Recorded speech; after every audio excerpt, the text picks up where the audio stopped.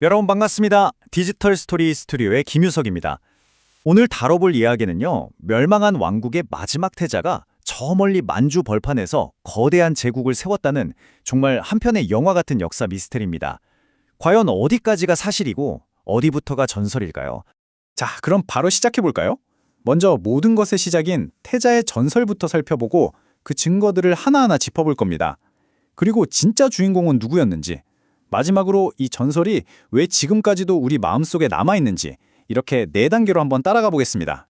자, 그럼 첫 번째 이야기. 뭐니 해도 이 모든 것의 시작은 바로 그 전설이죠. 오랫동안 정말 많은 사람들의 상상력을 자극했던 이야기, 여기서부터 출발해 보겠습니다. 이야기는 이렇습니다. 천년왕국 신라가 고려에 항복하자 마지막 태자는 이걸 받아들일 수가 없었던 거죠. 그래서 그는 개골산으로 들어갔다가 결국 저 멀리 북쪽 만주 땅으로 향했다고 합니다. 왜냐고요? 언젠가는 힘을 길러서 이 치욕을 갚고 나라를 되찾기 위해서. 정말 비장하지 않나요? 이야기 자체는 정말 가슴이 웅장해지죠? 그런데 말입니다. 학계에서는 이걸 역사적 사실이라고 딱 잘라 말하지는 않아요. 그보다는 아주 매력적인, 뭐랄까, 가설 정도로 보고 있죠. 아니, 그럼 도대체 무슨 근거로 이런 이야기가 나온 걸까요? 좋습니다. 그럼 이제부터 우리가 탐정이 되어서 이 전설의 증거들을 하나하나 따라가 보도록 하죠.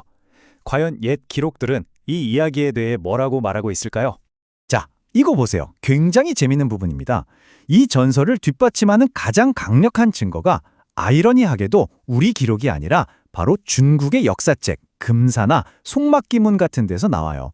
뭐라고 써있냐면 금나라를 세운 사람의 조상은 원래 고려에서 왔다. 이렇게 아주 명확하게 적혀 있다는 거죠. 그리고 여기에 결정적인 한 방이 있습니다. 신라 왕족의 성씨가 뭐죠? 김씨죠. 그런데 그들이 세웠다는 나라 이름이 바로 금나라. 한자까지 똑같아요. 와, 이걸 어떻게 단순한 우연이라고 할 수 있을까요?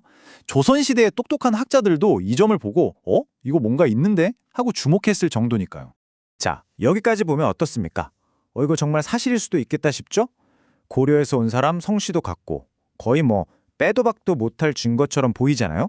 그런데 여기서 아주 결정적인, 치명적인 허점이 하나 발견됩니다.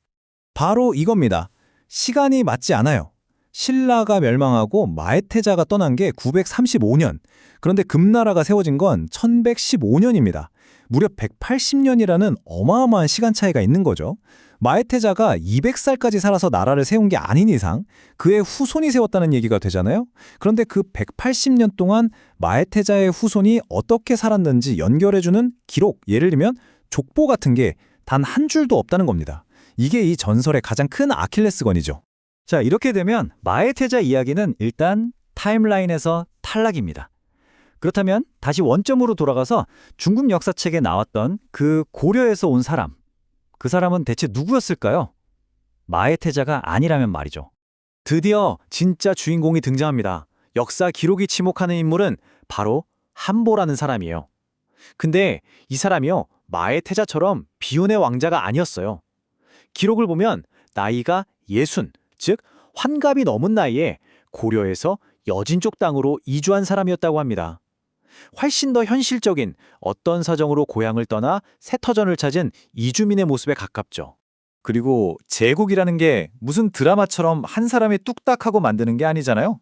한보라는 사람이 여진 땅에 처음 정착하고 나서요, 그의 후손들이 대를 이어가며 세력을 키워서 마침내 아골타라는 인물이 금나라를 세우기까지 무려 8대가 걸렸습니다. 이건 한 사람의 복수 이야기가 아니라 한 가문이 수세대에 걸쳐 이뤄낸 대서사시인 겁니다. 한보의 개인사를 조금 더 들여다보면 당시 시대상이 보여서 더 흥미롭습니다. 한보에게는 형제가 있었는데 형은 고려에 남고 한보와 동생만 여진으로 갔다고 해요. 이게 뭘 의미할까요? 당시 만주와 한반도는 지금처럼 국경선이 딱 그어져서 서로 다른 나라, 이렇게 생각하기보다는 사람들이 필요에 따라서 자유롭게 오가던 거의 하나의 생활권이었다는 거죠. 이렇게 사람들이 섞여 살다 보니까 두 세력의 관계도 계속해서 변해갑니다. 처음에는 여진족이 고려를 부모의 나라라고 부를 정도로 깍듯했어요. 그런데 험보의 후손들이 힘을 키워 금나라를 세우고 나서는 이제 우리 동급이야 형제하자고 하죠. 그러다가 힘이 더 세지니까 어떻게 됐을까요? 이제는 거꾸로 고려 네가 우리 신하 해라. 이렇게 관계가 역전되어 버리는 아주 드라마틱한 변화를 겪게 됩니다. 자, 이제 좀 정리가 되시죠? 역사적 증거들을 보면 사실 마에테자 전설은 사실과는 거리가 좀 있어 보입니다. 그런데도 이상하게 이 이야기는 사라지지 않아요. 오히려 더 끈질기게 살아남아서 우리 마음을 끌어당기죠. 도대체 왜 그럴까요? 우리는 왜 이 전설을 계속해서 이야기하고 또 믿고 싶어 하는 걸까요? 그 해답은 어쩌면 역사 그 자체가 아니라 우리의 마음속에 있는지도 모릅니다. 나라를 잃고 슬픔에 잠긴 마지막 태자.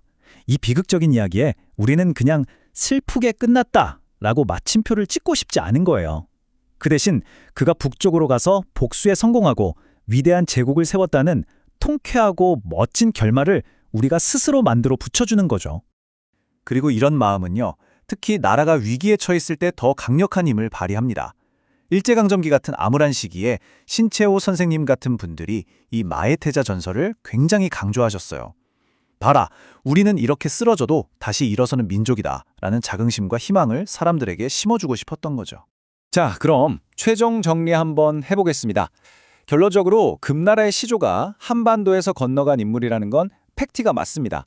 하지만 그 사람이 바로 신라의 마지막 태자, 마해태자였다는 주장은 아쉽지만 명확한 증거가 부족한 전설에 가깝다고 봐야겠죠. 결국 마에테자 이야기는 전설과 역사 사이 그 어딘가에 있는 것 같습니다. 하지만 여기서 우리가 진짜 주목해야 할 점은 따로 있어요. 전설이 사실이냐 아니냐를 따지는 것보다 그 전설이 탄생할 수밖에 없었던 배경, 즉 만주와 한반도를 오가며 얽히고 설켰던 우리 조상들의 역동적인 삶, 그 자체 아닐까요? 어쩌면 한 면의 영웅 신화보다 수많은 사람들의 땀과 눈물이 섞인 진짜 역사가 우리에게 더 큰 울림을 줄지도 모릅니다.